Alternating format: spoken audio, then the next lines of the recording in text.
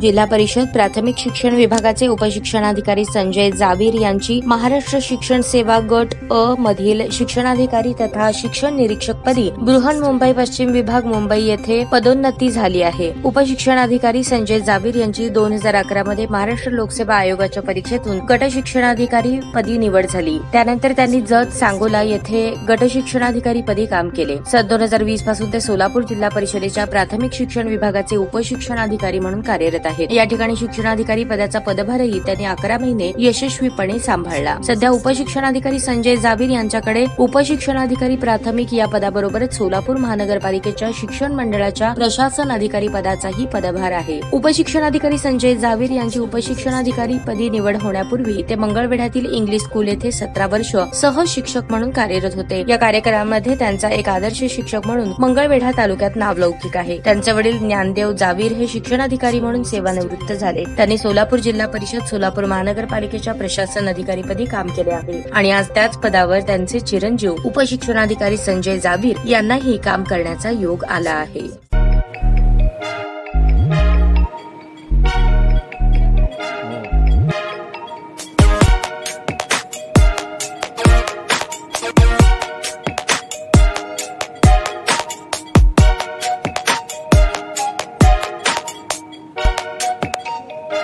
सोलापूर शहरातील सुप्रसिद्ध हॉस्पिटल म्हणजे सेंट्रल मल्टी स्पेशालिटी हॉस्पिटल मागील अनेक वर्षापासून सेवा बजावत आहे। 24 तास इमर्जन्सी सर्व्हिस, मॉडर्न टेक्नॉलॉजी, अनुभवी डॉक्टर्स तसेच अत्याधुनिक तंत्रज्ञान सुविधांनी सुसज्ज स्त्रीरोग प्रसूती विभाग, ऑर्थोपेडिक विभाग, मेडिकल विभाग आणि इतर एकमेव नाव म्हणजे सेंट्रल मल्टी स्पेशालिटी हॉस्पिटल। पत्ता गणेशपेठ शॉपिंग सेंटर, मंगळवार बाजार, सोलापूर।